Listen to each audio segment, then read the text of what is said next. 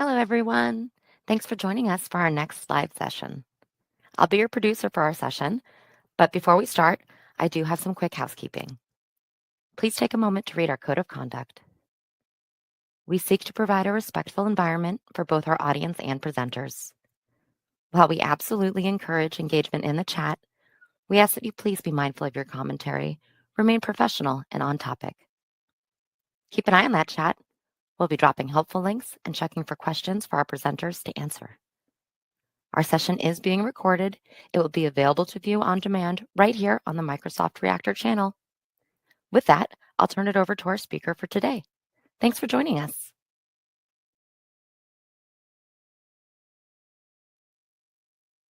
Hey, everybody. I'm back. Paul Yu here from the Cloud Native Developer Advocacy team. And we are here for our final episode in the series that we've been doing, basically doing AKS Labs on the Microsoft Reactor channel. We're actually streaming on two different channels, on the Microsoft Reactor channel, as well as the AKS community YouTube channel. So we're in both places. You can always come back and catch a recording here. We've been doing this stream for a few months now. I think we've been doing this since May, where we just dive in and do AKS hands-on labs, and we kind of walk you through it. This is the final episode, but I am excited to bring you this one because this is a brand new lab that we just published recently. And so today, we're going to dive into the AI space and show you how Kubernetes makes AI, and in this particular case, makes retrieval augmented generation just a little bit easier with the KAITO project. Okay. And so in this session today, we're going to be deploying an AKS cluster.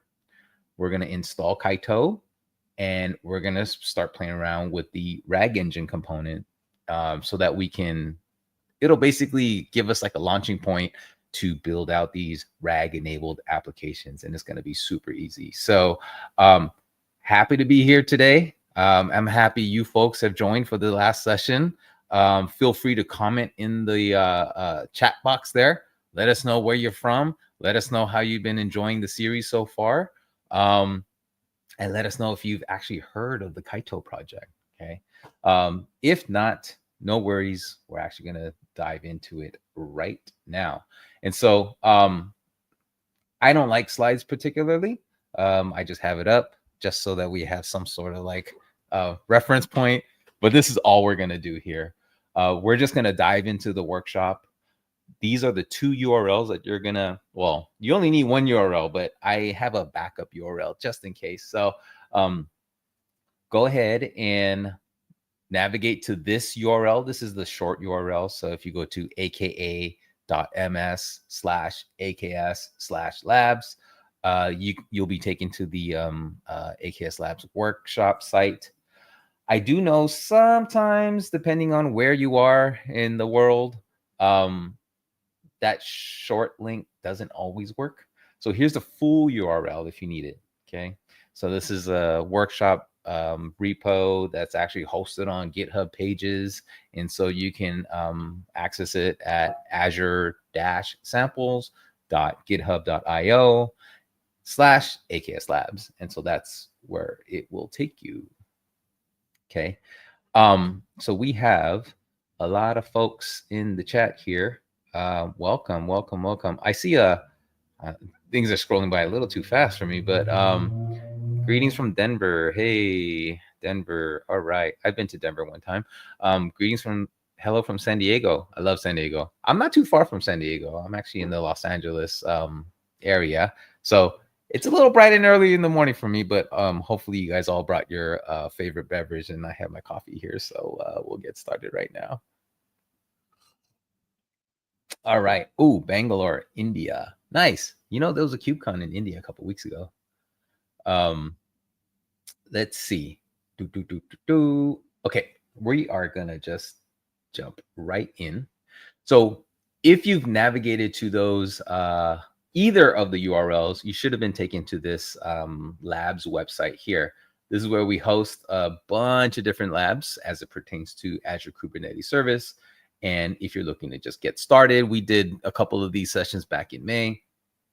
But today we're going to head down over to the AI portion of the labs. And we're actually going to do this website, or excuse me, we're going to do this lab here. So go ahead and click on that, and it will bring up the build RAG applications with the KAITO RAGengine lab. And once you're in here, just click this link. I should say this button, right? To just scoot that menu to the side because we don't need it anymore. So we'll just kick it over to the side, and then we'll go ahead and get started. How many of you were online 2 weeks ago when we did the Terraform stuff? And I'll wait in the comments just to see. Let's see. Alessandro. Hey, Alessandro. Good morning. Yes. If you were here for the Terraform stuff a couple weeks ago, you might be happy or excited to know that we're still going to do more Terraform. Okay. And so what we're going to do here is basically, we're going to understand what this retrieval augmented generation pattern, like what that is, what the pipeline is, and what it involves. Then we're actually going to stand up an AKS cluster from scratch, install KAITO, and then we're going to deploy the RAG workloads. Okay, so you're going to need a few things for this workshop. Number one, you're going to need an Azure subscription, and you're going to need enough GPU quota, and I'll show you how to do that in just a second. You're also going to need the Azure CLI, and then you're going to need Terraform and Helm, because we're going to deploy the KAITO controllers into the cluster using Helm. And then, of course, kubectl, right? Because we're going to interact with the cluster, okay? JQ is highly recommended, only because we're dealing with a lot of the JSON data here. And so it's probably recommended to do that, okay? And so what I'm going to do here is I'm just going to kind of like flip back and forth, and we're going to get started here because this could kind of take a little while to do, okay?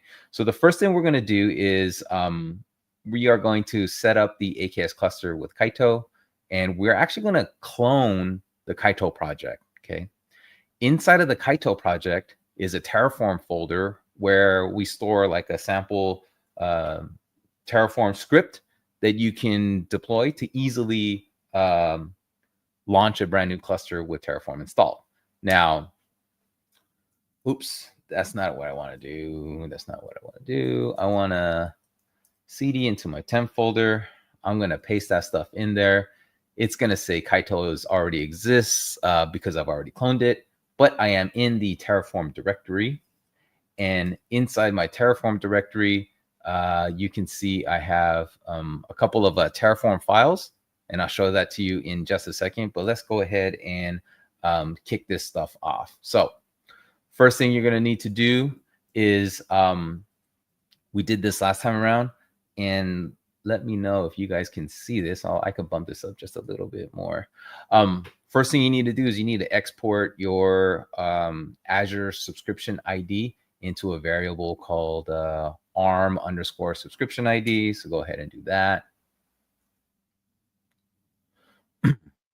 Actually, that won't work unless you're logged into the Azure CLI. So you have to log into the CLI. I'm already logged in, so I just ran that command. Okay. And then what we're going to do is we're going to do a Terraform init. So we're going to initialize all the different plugins that we're using. And I'll show you this in a second as we watch it build out. Rather than just watching it, I'll show you the Terraform. So a couple different plugins here. So we're using the Kubernetes plugin, Kubernetes plugin, the Helm plugin, right? And those are pretty cool things that we didn't show in the previous session, but that we're going to get to use today. And then, so what we'll do is I'll do a Terraform apply, and we'll go YOLO mode one more time. Actually, you know what? Before I do that, hold on. I want to show you this. Cat variables TF. Okay. A couple of variables that you should look out for. Number one is the location. Right now it's defaulting to I think in the repo it should be like Brazil South, I believe. I changed it to West US only because I had enough. I know I have enough quota over there in that region, so I changed this value here. So it's inside the variables.tf, and then you can update the default value here, and then node pool count just to keep costs a little bit low. I'm only using one single node pool because that's totally fine for the system node pool for this particular demo. And then the node pool VM size. So if you don't have enough quota, the Terraform will let you know. It'll fail and it'll tell you, hey, you don't have quota for this particular SKU. But I've gone and double checked that I have this particular SKU. And this is just for the node pool VM size. So with that, I will go ahead and kick it off. And do you remember this flag right here from the last time? We call it YOLO mode. We're just going to go ahead and auto approve it because typically you would have to confirm by typing yes, and it's going to kind of like go ahead and do the deploy. But in this case, I just want to kick it off, and yeah, we'll just let it go. Okay, so it's 15 to add, 0 to change, 0 to destroy. All right. So I think it's going off and doing its thing. So before we do that, let's see. We want to do run the deployment, and then after it's deployed, what we're going to do is we're going to do the AZ AKS get credentials command. This is going to allow us to connect to the AKS cluster and then start working with the AKS cluster using kubectl or Helm, right? And then here's a little bit of trickery. I shouldn't say trickery, but a little bit of bash command. So I'm basically doing a Terraform output and grabbing the resource group name, and also doing a Terraform output and grabbing the AKS name, and kind of like funneling that into the AZ AKS get credentials command here. Okay. So we're going to do that in just a second. Now let's go check on this. So this is all going. That's fine. Lovely. We will wait on that because it takes around, I want to take around 12 to 15 minutes. We'll see. And I have a backup deployment ready to go just in case this stuff takes a little too long because we only have 60 minutes here. And so I want to be able to get through the entire content with you all. Okay, so while we're waiting on that to deploy, let me give you a quick tour of the Terraform. So I have VS Code open here, and if you have the folder open as well, you can see inside of the KAITO project, there's a Terraform subdirectory here. Okay, let's give you a quick Terraform crash course here. So close this down. So remember, similar to last time around, you do have to provide your required providers and the specific versions for them. And so we're using Azure RM to deploy Azure resources. I'm using random to generate random numbers because sometimes, actually, I wouldn't say a lot. Quite a few of Azure resources require very unique names. So I'm just using a random provider just to generate a random number for me. I'm also using the Kubernetes provider and the Helm provider, okay? You can actually set up the Kubernetes and the Helm providers basically using the kube config that comes back in the AKS resource, right? And so here, this allows my Kubernetes provider to talk to my Kubernetes cluster once it's deployed. So I'm literally just reading from the kube config and passing in the host to the Kubernetes host, the username to the Kubernetes username, right? And so you can see that it's fairly straightforward. And let me just knock that down a little bit. And so we're doing the same thing for Kubernetes and for Helm, okay? So this allows both of these providers to talk to my AKS cluster.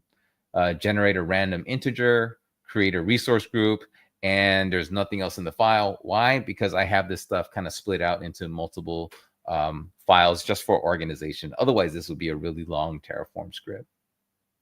So if I jump over to Kubernetes and then knock that down, you can see this doesn't do a whole lot. It just creates the AKS cluster, gives it a name using my random name. And let's go look at that. So this is local. So I'm using a local variable here.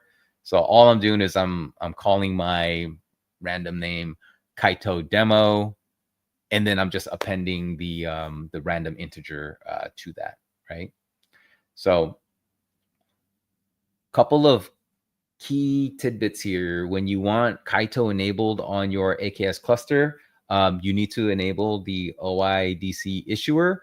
And you need that because you need to enable the workload identity feature on the AKS cluster, okay? And we have the default node pool sitting here. And remember, I just set this to a node pool count of 1, and then the node pool VM size is 1 as well, okay? All right. So from there, I have a AKS ACR pool. And remember, I think we did this in the previous session. We actually deployed a container registry, but in order for the cluster to talk to the container registry, it needs an Azure rollback, RBAC assignment. And so ACR pool is being added here. Okay. That's just the cluster. All the fun stuff happens over here in the KAITO TF. Before we jump into KAITO TF, let's take a look at how our deployment is going. Oh, wow. That was a lot quicker than I thought. Okay, so looks like my cluster is ready to go. AKS KAITO demo 66. All right. So what I can do now is I can actually go ahead and connect to the cluster. Okay, it is connected. And we're going to need a workspace. Now, if this is your first time hearing about KAITO, you probably don't know what a workspace is. I've done a couple of sessions in the past on the Reactor channel on KAITO and doing inference using a workspace. We'll just go ahead and deploy this, but I'll talk about it in a second because this takes a little bit of time to deploy as well. Let's see. I'm just going to refresh this because I thought I changed this. Hold on a second. Refresh, close this.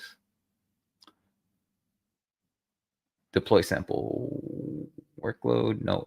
Deploy sample workspace. Okay.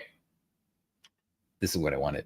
I actually updated this. So one thing to call out here is that the standard preset workspace for the 5.4 mini instruct model. Let me zoom this in. Oops. This requires a pretty big GPU. So it requires a NC24 ADS A100. Not a lot of folks have access to that, and it might be a little cost prohibitive, especially for a lab learning environment. So what I've done in this particular workshop is we can actually scope this down a little bit just for demo purposes and to make it more cost effective. And we can actually use a smaller GPU. So we can use a NC4 AST4. And so here we're just going to prioritize cost effectiveness over performance, right? So smaller GPU is going to be a little bit slower to respond, but you know what? We're all learning here, and this is totally fine for learning environments. So let's go ahead and kick this off because, like I said, this takes a little bit. So the workspace has been deployed. And we can actually just watch the workspace deploy. Let's drop this down just a little bit so we can see. Okay, there we go. So basically what I'm waiting for is resource ready to be true, inference ready to be true, and then workspace succeeded to be true. So this takes a little bit. While we wait on that, let's actually go and take a look at the the Kaito installation, like what we did with that Terraform script, because a lot of the stuff kind of happened auto magically. um, so when you deploy Kaito manually, now this is the open source installation of Kaito, you need a user assigned managed identity. And we're just calling it Kaito provisioner here. We're actually giving that managed identity contributor access to the cluster itself so that it can actually go provision GPU nodes, right? Because that's what Kaito is about. It's all about automating and orchestrating this stuff for you, and it can actually go and provision a GPU node for you.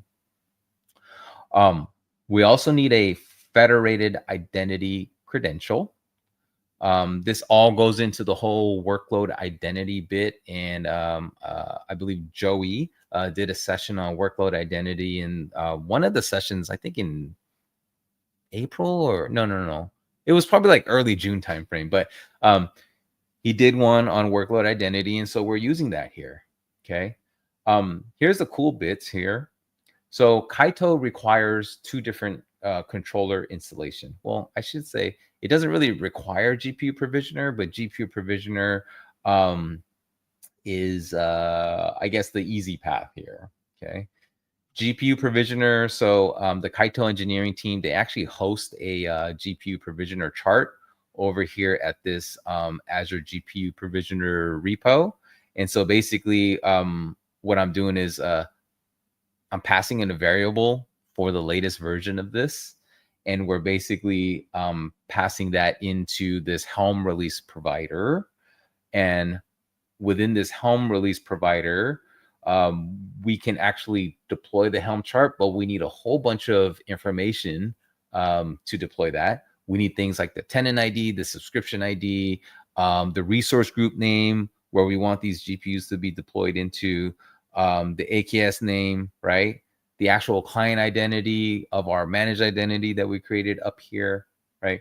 And that's actually all being passed in through what's known as a template file. So, and this is what the template file looks like, right? So if you've deployed with Helm before, you know that you can generate these template files and actually pass in your actual values. And then when you do the Helm install command, just send all the values with it, right? Rather than hard coding this stuff or taking care of creating the file on my own manually, I don't want to do that. What we've done here is basically said, Terraform, you know all these little bits of data, right? And so take these values, plug them into this thing called TMPL, right? It's a values template file, and create a real file from it, right? So you don't really see the real file because once the file is created and used, it kind of goes away. But you see these placeholders here. So this is kind of like the templating syntax. So what it does is that it actually swaps the parameter value with the actual value as it calls in. So that's just a little bit of understanding and knowledge for you all. The other controller that we need to install is the Kaito workspace. And that's the thing that we just deployed to basically host our 5.4 mini instruct model. Okay, so same deal here. We're just using the Helm release when we're pointing to the Helm chart that is published at the Kaito repo. And so that's being, that controller has been deployed. And then here, the Kubernetes secret, not necessary for this particular lab, but this Kubernetes secret is actually used to hold the Azure Container Registry secret. This is if you wanted to do fine tuning with Kaito. And I'll talk about that in a little second, but Kaito does do fine tuning, right? And then here, this is what we're deploying. So the Kaito RAGengine, this is a third controller. And it's also, the Helm chart is also hosted on the Kaito repo. And so we've actually deployed that. Okay. Let's see. I think that's pretty much it in terms of like giving you a tour of the Terraform. Let's see how we are doing here. So we are very close to being deployed. So the resource is actually ready. So that GPU provisioner went out and grabbed us a NC4 T4 virtual machine node, and actually created and put that into a node pool for us. And now we're just waiting for some of the inference components to come online. So let's just go and let's go this way and head over to the KAITO docs. So if you navigate over to the, and I'm just going to click that. If you navigate over to the KAITO repo on GitHub, you'll see this URL over here. The KAITO team has fairly recently, I think this website has been around for a while, but they have a whole doc site. So if you are okay or comfortable just navigating around the source code and looking at some of the markdown files, that's fine. But if you need, if you like to look at something a little bit prettier in like a website form, KAITO does publish a website for this. Okay, and so this will tell you all the cool things that KAITO can do for you, right? And so what KAITO is basically aims to do is it aims to automate and operationalize a lot of the AI and ML workloads for you, all while using Kubernetes native constructs, right? And so the KAITO project is actually built using the very common pattern of custom resources, defining custom resource definitions, and then allowing Kubernetes to kind of like reconcile and do all that stuff for you, right? So all you need to do is you just need to know how to work with the workspace custom resource, the RAGengine custom resource, and the KAITO operator just kind of like does all the stuff on the back end for you. So you don't really have to worry about all that, right? When it comes to RAGengine, RAGengine aims to streamline the retrieval augmented generation pipeline so that you can leverage external knowledge bases and incorporate that into your LLM based apps. I shouldn't even say LLM because LLM is large language models. Any language model apps, right? Any applications that you're building that talks to a language model, whether it's a LLM or SLM, doesn't really matter. It's going to kind of orchestrate all that for you, right? And so the key features of the RAGengine, and let me just take a look at here. So this is the retrieval augmented generation stuff. And so the key features of the RAGengine is to, number one, tackle the orchestration bit for you. That's like retrieval, taking the data out of the knowledge base and then passing it off to the LLM. The knowledge base is actually stored in a vector database, right? A vector database is a specialized database that kind of stores everything in like a numerical format. I mean, it's just a simple way to explain it. But all the data is in a numerical format.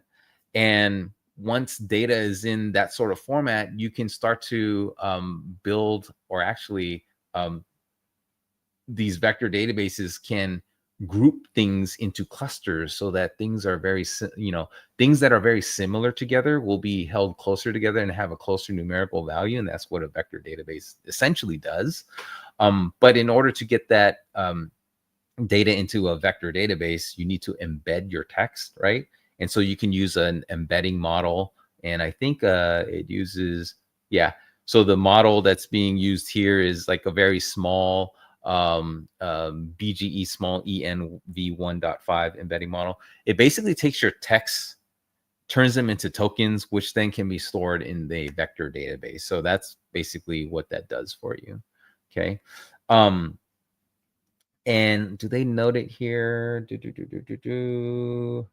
They don't really note it here, but basically the default vector database that the KAITO RAG engine uses out of the box is what's known as this FAISS database.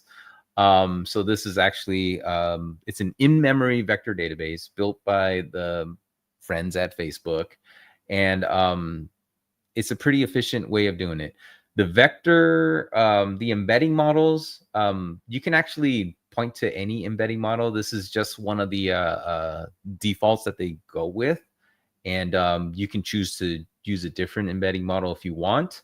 Right now, the vector database is set to FAISS, but in the future, you can actually look to using a remote vector database or any other vector database of your choice. But as of right now, it's just all in memory. Okay. Let's see. How is our, oops, wrong way. How is our deployment? It is still going. So like I said, if this takes a little while, we can do something else and we can play with it there. But it's only been 4 minutes, so I'll give it a little bit more time. We just got to be patient with this stuff. Okay. So I talked about the embedding model to take your data, turn them into numerical formats, and then store them into the vector database. It also needs to know what this inference service is. Okay. And so the inference service, this is pretty cool. It can be actually any open AI API compatible inference service. Okay. What that means is if you have a KAITO workspace deployed in your cluster, you can keep all that communication inside of your cluster. So the RAG engine is there and the workspace is there. All the communication just stays in the cluster. That's great. If you want to use, let's say, OpenAI's public inference service, like let's say you have an OpenAI API key that you want to use, you can do that as well. Save you a little bit of cost on the GPU, but that means your RAG engine will actually query the vector database and then go out and talk to the Azure OpenAI endpoint, which, depending on your requirements, totally up to you. Okay. So that's pretty much it, I think. Let's talk a little bit about the inference for the folks that don't know what the inference does or what the workspace does. So basically, KAITO, they have a set of, I would say, presets. So if I go click over here, presets. So for all of the super popular open source models that are out on Hugging Face or whatever, the KAITO engineering team actually have presets that you can actually take advantage of. What they do with these presets is they actually containerize the model and the model weights into a container that they store over in the Microsoft Container Registry. So that's already taken care of for you. They've done a little bit of vetting to make sure to find out which GPU works best with this particular model. And so that's kind of like packaged into the preset workspace. And then when you deploy the workspace, the KAITO workspace controller will look at that manifest and will be like, okay, let me go do a deployment. Let me deploy the pod, obviously. The pod will go and get that container with the model, and then let me expose it as a service so that the endpoint is just ready to go. And so it's just OpenAI API compatible. And that's pretty much it. And you can see here that there's some pretty popular open source models. I did see I think it's a pending pull request or a pending issue, the brand new GPT OSS model. So they will be coming into KAITO very, very soon, I would imagine. I was just kind of poking around through the repo a little bit earlier. So that's coming. And in terms of like deploying the workspace, I mean, we did that here. You can see it's like super simple. it's only like 12 lines of YAML. And 12 lines of YAML gets you a full-blown AI inferencing endpoint, which is pretty remarkable. So I do enjoy, or I do definitely appreciate the simplicity of it all. Once this thing comes online, let's go check it out. Bum bum bum bum. Haha. Okay, so we are in business. Everything that we wanted true is now true. So the resource is ready, the inference is ready, workspace is ready. Cool. Let's deploy a sample workload. So I'm just going to deploy the AKS store demo project. You may have seen this often. Okay. And I am going to wait for, I'm just going to wait for the front end to come online. There we go. So then I will take this IP, copy it, and go this way and drop that in there. There we go. So here is the demo scenario here, right?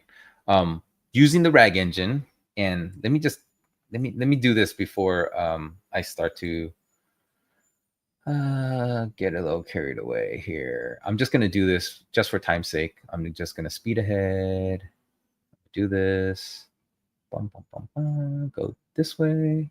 I'm gonna deploy the RAG engine, and then I'll talk a little bit about it, so we don't have to wait on it. Here's the demo scenario that we have. Okay, let's say we are building, or let's say we are maintainers of an e-commerce store, and naturally all the applications that are out there nowadays, there's a chat component associated with it.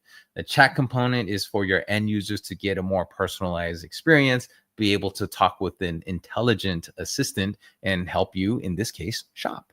Now, let's say, for example, I don't have a chatbot here yet, but we're just kind of like thinking through this and building out the foundations of a chatbot. Let's say a user comes to our e-commerce store and wants to, I don't know, say is looking for a bed for their cat, right? And if they chat with this chatbot, you would want the chatbot to limit its answers to just the products that they sell, right?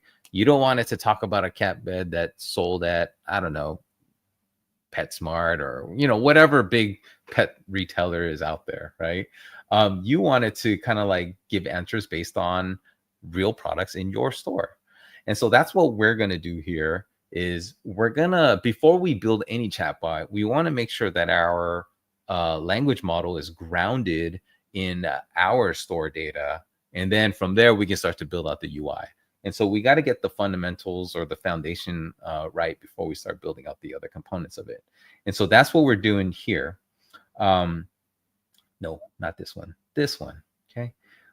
So we've browsed to the website. We can see what the website looks like. And I gave you the scenario that we want to deploy. And we want to deploy this RAG engine, which we've done, right?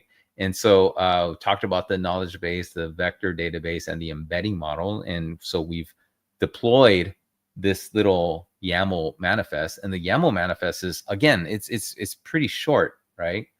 One thing to call out here for this particular lab, I think in the repo, the sample SKU or the recommended SKU is like a T4. So it's a GPU SKU. But for the purposes of this workshop, again, I'm focusing on cost optimization for you all. I want to keep the cost as low as possible for this demo. And so I'm actually using not a GPU SKU. This is just a regular CPU based SKU. So there is no GPU here. Why?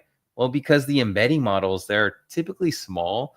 They don't require a lot of like GPU. I mean, they're not GPU intensive things, right? And so You can try to get away with the CPU skew. I've actually got away. I've tested this, and it works totally fine. But depending on the model that you're using, you might want to revisit your skew choice. Okay. And then the workspace that we just deployed, we're going to actually use that. So we're going to funnel all of the queries to that workspace. And let's just go see what this workspace endpoint looks like. So let's do this. So this workspace 5.4 mini instruct, we actually want to test it. Boom, boom, boom, boom. Let's clear that. Okay, get service. Okay, so we have this service because our workspace is online. We can actually do a kubectl port forward. We can do a port forward to the service because there's no public IP on it by default. So we are port forwarding. Hold on. FG.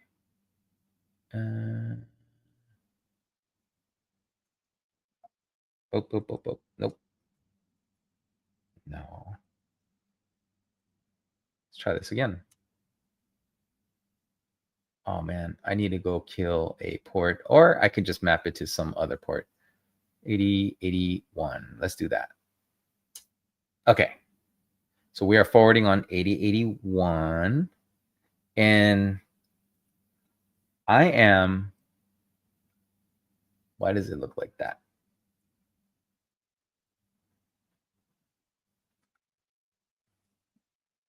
Hold on a second. That is not what I want. Clear. There we go. That looks better. So what I'm going to do is I'm actually going to query this endpoint. And remember, this is just a workspace that I port forwarded on 8081. And I'm going to ask it, hey, I need a new bed for my cat. And it's actually going to query the language model that's running inside of the workspace. And it should give me an answer that just doesn't make sense for my particular use case. Okay. And so it's like, yeah, of course I can help you. And it's like not really guiding. So it's actually telling me to go to Petco cat bed or go search for Amazon Basics cat bed, which, I mean, for a general purpose AI, it's totally fine. But if my users on my e-commerce store site, I want them to purchase my cat bed, right? And so that's the situation that we have here. So if I just bring this forward again, I'm going to stop the port forwarding there. Now, what do I want to do? I want to index my product data. Okay. Because remember, your external knowledge base needs to be put into the vector database. And in order to do that, you're going to need to index the data. And when you index the data, all you need to do is just basically format whatever external data that you have into a JSON format that this RAG engine will understand. And so you just give it a name. In this case, I'm just calling it store index. And then you're passing in the documents, and it's just going to be an array. So the text could be, in my case, I'm just going to put like the product data, and then I can put some additional metadata in there. This could be anything, anything you want, anything you want to be relevant for that conversation, right? And so what I can do here is I'll go ahead and let's clear the screen there. I'll go ahead and grab the store IP, and then I will go make a call to the store. And I notice my terminal does this a lot. It puts these slashes in for me, which I don't want. So I'm just going to run that command. Okay, so I basically ran, if you look at the top bar here, there, doesn't really capture all of it, but I basically just ran a curl command to my products API endpoint.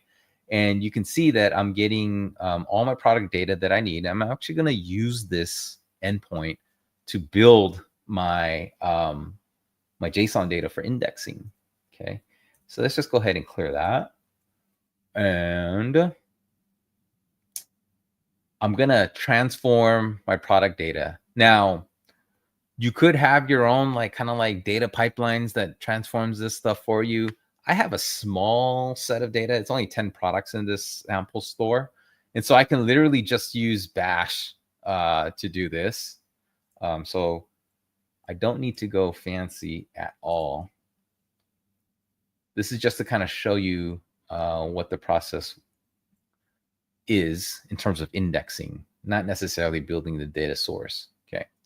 So what this, I guess, semi-complex bash command does, it basically, actually it's a JQ command. So what I'm going to do is I'm going to grab all the products that we just saw, and then I'm going to transform some of that data. My text is going to be the product description. I'm also going to include the price, and the author is going to be the Contoso Pet Supply Store. Category, I'm going to set the category in there, and I'm going to make sure that I pass in the URL for the product into the index data, so that when it responds, it's like, oh yeah, we have this cat bag. Go to this URL and then go check it out. So that's basically what we're going to do here, right? So if I if I take a look at the store products JSON document that we're intending to index, you can see here that here's the text. So this is basically what the search is going to be done on. And then here's all the metadata that comes back from it, right? So, and this is exactly what I want. I want stuff like this. I want it to answer with a concrete URL that, no, I don't want an update. It asked me to do an update on live stream. I think we need some sort of AI to kind of check for that. But basically, going back to my point is, I want my language model to respond, give a URL, and the user goes there and makes the purchase, right? So that's what it is. That's what I'm doing. So what we're going to do is we are going to port forward the RAG engine. So let's do get RAG engine. True. Love it. Okay. So we're going to port forward, but 8080 is used by some other process that I kept running. So I'm just going to change it to 8081. And I'm going to run this index command. So clear the screen. Here's the index. I need to change my port. 8081. So I'm basically just doing a post to my RAG engine on the /index endpoint. And I'm basically passing in the JSON file that I just created. And then I wanted to kind of return all that stuff back to me. And so you can see here that I have document IDs, and here's the text. So this is basically all the values that I wanted to index. So, so now if I go and I query my indexes, oops, wrong port. You can see here that I have my store index here ready to go. If I wanted to actually double check to see what's in the index, you can actually do a get command on the indexes endpoint, pass in the name of your index, and then say, give me all the documents. So give me all the documents, and this is all good. And so what's going to happen now is this, and I'll just show you a quick little Excalibur draw. So what initially happened was the user asked a question to the workspace, just the workspace. The workspace hosts just a general language model, knows nothing about my products, and it returned an answer, the best answer that I can possibly think of, which included things that aren't related to my store. What's gonna happen now is, and this is supposed to be me with the hat. I index product data. Okay. The user asks a question, but the user is not asking the workspace anymore. The user is making a question to the RAG engine, but the user doesn't know that because it's all in the app, right? But the question is actually being sent to the RAG engine. The relevant documents inside of the vector database are actually retrieved based on similarities, right? In the query that they submitted. And it's going to go and retrieve the most relevant documents, send that along with the user's question to the workspace. And remember, it could be workspace, it could be OpenAI, whatever. But in our case, it's the workspace. The answer, so now the workspace or the model has a question, it has all the relevant documents, and it gives a grounded response. And that grounded response is sent back to the user. Okay. So let's go and test that. I am going to go down here. And remember, we are now querying the RAG engine, right? So we're not querying the V1 chat completion OpenAI API anymore. We're just going straight to query. And remember, the user doesn't know this is happening because this is actually coded. This should be coded into the UI of your application. And so now I'm going to say, I need a new cat bed. Can you please help me? Okay. So let's do that. Bum, bum, bum, bum. And I have to remember to change my port. Okay. This could be fast or it could be slow. Remember, I'm prioritizing cost over performance. So we'll see. If you have a bigger GPU, obviously it's a little bit quicker. So let's see. It'll eventually come back.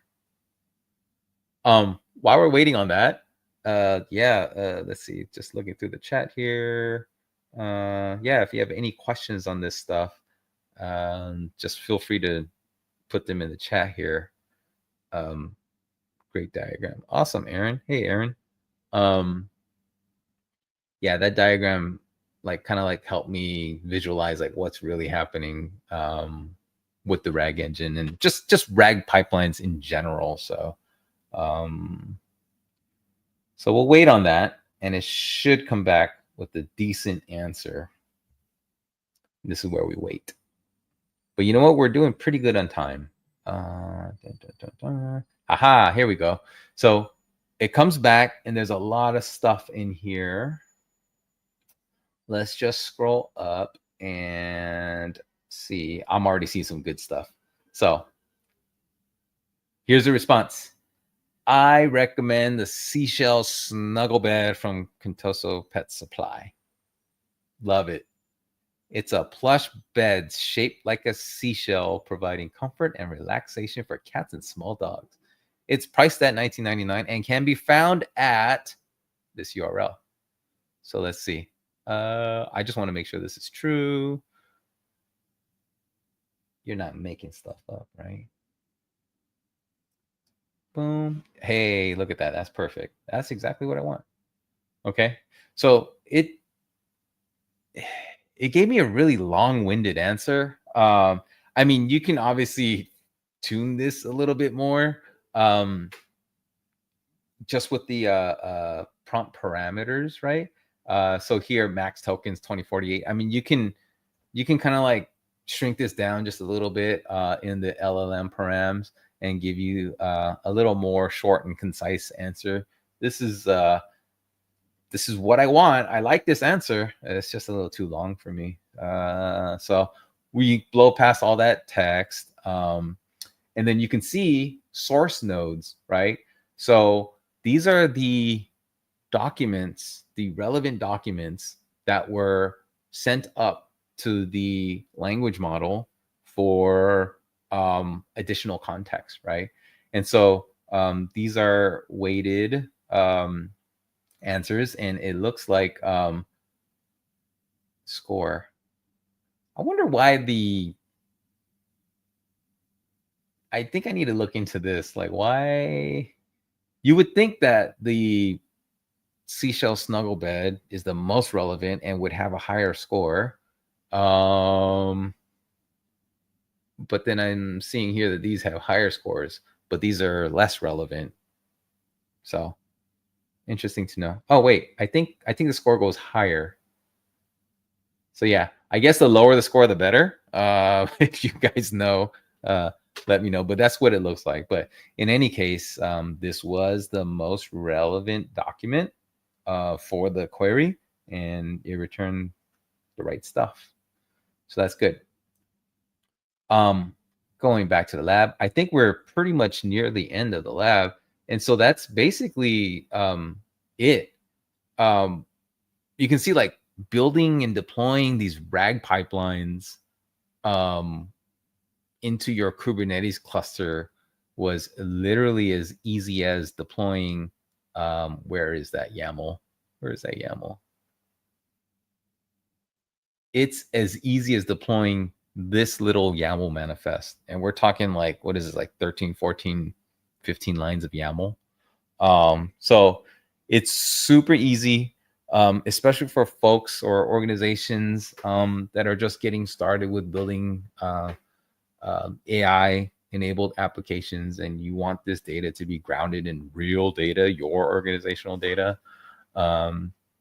So definitely worth a look and worth trying out, because otherwise you'd have to build up all this stuff from scratch, right? So and the orchestration bit, I didn't mention it, but it's actually using Llama Index. So as part of your RAG engine deployment is a Python application built using Llama Index. And so it does all of the orchestration, retrieving from the vector database and sending over to your language model. So it does all that, right?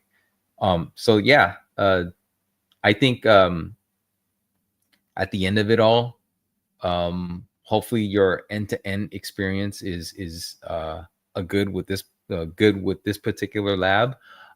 If you have any questions or anything comes up along the way, feel free. My DMs are always open on the socials, whether it's X. I'm on LinkedIn a lot, so you can always find me on LinkedIn as well. So yeah, so we deployed the infrastructure using Terraform, piece of cake. We deployed the 5.4 mini instruct model using the KAITO workspace, piece of cake again.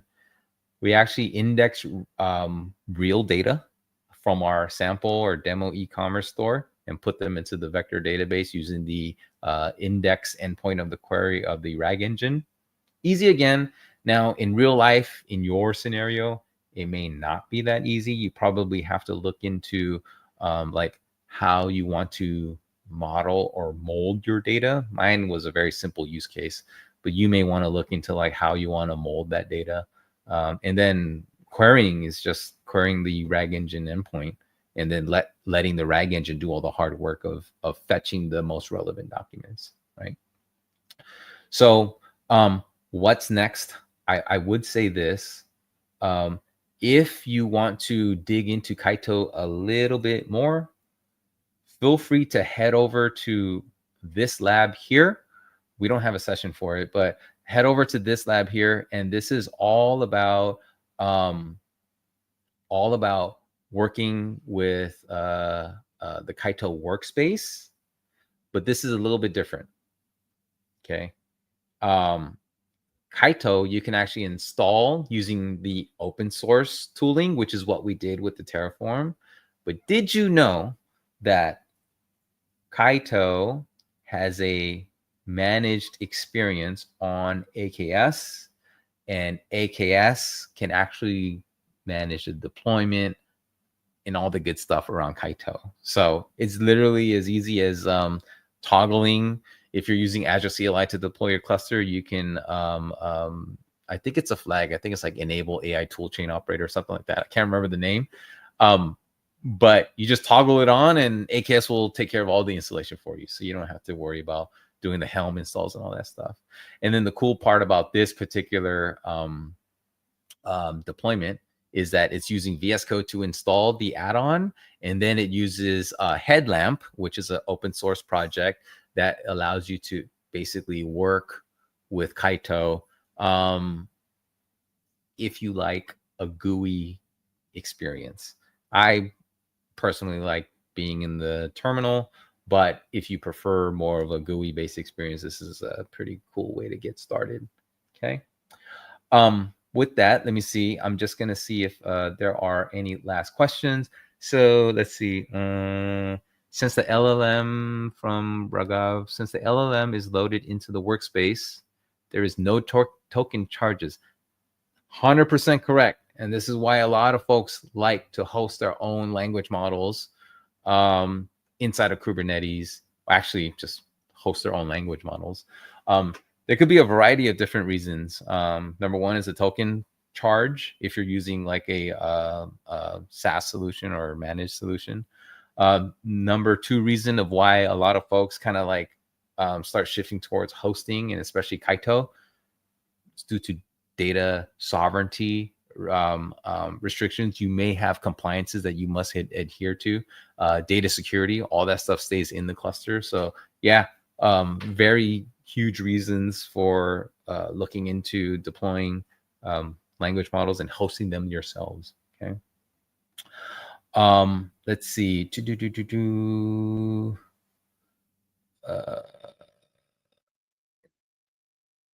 Question or comment from Andrew. As usual with Microsoft Learn, why to use it, I don't know.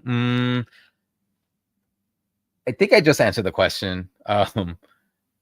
If you need to host a language model and not worry about going to an external endpoint, or you want to keep everything confined into your own network or even in your own cluster, using a solution like Kaito will definitely take care of that for you. How does Kaito compare with projects like LLMD? Similar. Kaito actually hosts the model inside of a VLLM server. So it uses that as the engine for running inference on the model. LLMD, if I understand correctly, is just a different way of hosting models. And LLMD very much focuses on, like, I believe, like partitioning or distributing the model inferencing. And so very similar. And stay tuned to the AKS blog or any of our community facing documentation. We might be publishing an article on that very soon. So keep your eyes and ears peeled for that. Okay. Let's see. One last question, because I know we are like 3 minutes overdue. Probably out of scope here, but what would be your approach using guardrails with the solution, aka protect from jailbreaks? Guardrails, jailbreaks. So that kind of sounds like more so like protecting the LLM from kind of like deviating or doing things that it's not supposed to do. So in that case, number one, like if we're just talking just general guardrails, like just confining, a Kaito workspace is stored in the cluster, so all the communication happens in the cluster. So as a cluster operator, it's up to you on whether or not you want to expose these endpoints, right? Number two, in terms of like jailbreaking and giving bad instructions, I think that really boils down to like the query that you send over to the LLM, right? Make sure you're sanitizing the query itself a little bit, making sure that there are no, I would say, like nefarious instructions that go into the LLM, right? So it's a little bit around that. I know that's not a great answer. Like there's no like sure shot, like there's no switch that we can flag on to say that, nope, this LLM is not going to be able to be jailbroken. But unfortunately, security is like a multifaceted thing. You have to like attack it from all angles because the attacker's coming at you at all angles. So that's kind of like my short answer to that. With that, I do want to end on this note. This is the last session that we have on the schedule for AKS Labs on the Microsoft Reactor. There are some folks that reached out. They're a little bummed out about it. If these sessions were helpful to you, scan that QR code on your mobile phone and answer 4 question surveys, super simple questions. Just let us know, give us feedback. We'll take that into consideration, and we might come back with the season 2 and continue to do this stuff. It's been fun for me. I hope it's been fun for you. And yeah, let us know how we're doing via this little feedback form. And I will be around. I'm not going anywhere. Hit me up, drop me a message on LinkedIn or whatever. I'll be happy to answer any questions that you have. So thank you for spending the time with me and all the other great speakers that we've had on this series. And I guess that will be it for now. And we'll see you next time. Bye.